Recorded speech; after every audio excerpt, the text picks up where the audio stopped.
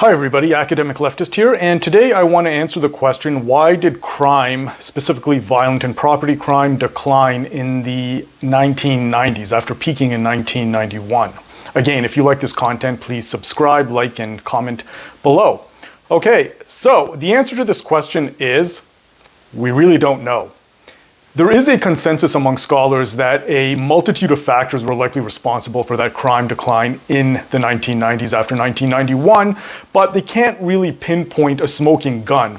So for individuals who actually think that the crime decline can be laid at the door of things like lead in gasoline, or the legalization of abortion, or a decrease in unemployment, or a reduction in income inequality, really, there's not a lot of evidence to support that. Now, what we do know is that most of the factors that I just listed likely did have some effect. And what makes the crime decline especially peculiar and interesting is that nobody really predicted it. On the contrary, many pundits and commentators and analysts had predicted that the crime increase, which had begun in the 1960s, was most likely going to continue increasing in the 1990s and even accelerate. And this gave rise to a bit of a moral panic.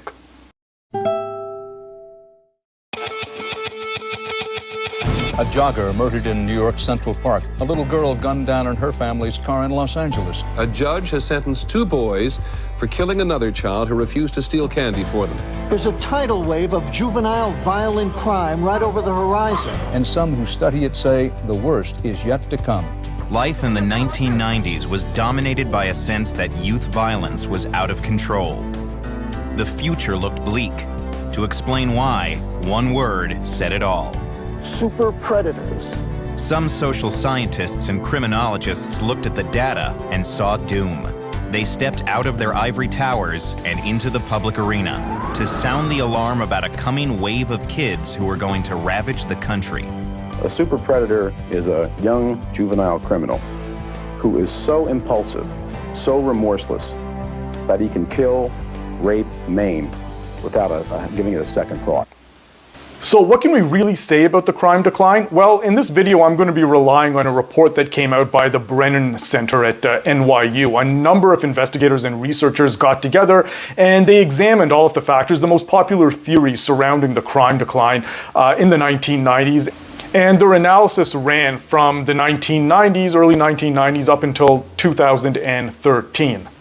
Now, what these researchers actually found was that when they looked at the factors, and they examined about 12 variables here on a state-by-state level nationally, and then ran it through a regression analysis, what they found is that when gathering all of this data for the entire 50 states and then aggregating it into a national model, what they found was that there wasn't a lot of evidence to support the idea that punitive policies were responsible for the decline in crime in the 1990s. Specifically, what they found was that increasing incarceration has diminishing returns, meaning that for each additional prisoner who's incarcerated, there are fewer and fewer benefits in terms of the effect on the overall crime rate. This was especially true during the decade of the 2000s. And they in fact found that from 2000 to 2013, the impact of increased incarceration on the overall crime rate, including violent and property crime, was essentially 0 or 1% at best. So what this means is that a number of conservative commentators, including our friend Actual Justice Warrior, are actually mistaken when they posit that increased incarceration did have a beneficial effect on violent crime and property crime in the United States throughout the period that it was increasing. Then the 1980s roll along and we have a couple of decades of mass incarceration. We start locking people up, increasing the population. This is supposedly the bad times in the United States of America, but in just 15 years, we see the crime rate break. The fever in this nation starts to go away, and we start to function and start to see a renaissance in this country that we were not expecting. I mean, seriously, look at the crime rates in this nation when we started locking the criminals up that were actually committing the crime. Look at them plummet, and look at the spikes we're seeing as we've taken our foot off the gas pedal. Now, I know correlation doesn't equal causation, but the numbers don't lie. It's obvious that when we got serious about criminal justice related policy, crime went down because we were removing people who were prone to commit crimes, repeat offenders, from our society. Well, no. And we can actually see from this graph compiled and created by the Brennan Center of Justice just how little of an impact increased incarceration had on violent crime in the United States. Now, the reason increased incarceration has this diminishing effect as it goes up and up, according to the Brennan Center, is because as more and more low-level offenders are incarcerated, the impact of actually incarcerating these low-level offenders has a diminishing effect or impact on overall crime. Those individuals who are incarcerated likely could have been prevented from committing additional crimes through other methods. Now, what the Brennan Center for Justice did find, however, is that increasing police numbers in line with previous studies, including one by the economist Stephen Levitt, did have an impact on the violent crime and property crime decline beginning in the 1990s. They also found that an aging population had an effect, about 0 to 5% in the 1990s, and that unemployment had an effect in the 1990s, about 0 to 5%, and that increasing income had an effect as well, about 0 to 5%, and that decreased alcohol consumption had an effect as well, about 5 to 10%. What was interesting is that the Brennan Center's authors and investigators did not find much of an impact in terms of the removal of lead in gasoline, at least not during the decade of the 2000s, and they found very little support based on an analysis of previous research of an impact of legalized abortion on the violent crime rate or on property crime in the first decade of 2000. Now, what's interesting, however, is that this report was released prior to the time that Levitt and Donohue released their updated study on the impact of legalized abortion through 2014. And it's also important to note here that because the Brennan Center was doing an analysis on a state-by-state level, they did not do any original empirical analysis of the impact of legalized abortion or lead in gasoline on the violent crime rate because they couldn't secure data for all 50 states for all of those years. And so really, we can't look too much to this report to completely debunk the notion that legalized abortion had an effect on violent crime or that it was responsible for 40% of the reduction in violent crime from 1990 to 2014, according to Levitt and Donohue. But as I mentioned in my previous video on the legalization of abortion, it is likely that Donohue and Levitt overestimated the magnitude of the effect of legalized abortion on violent crime, and the Brennan Center's report is in line with this finding.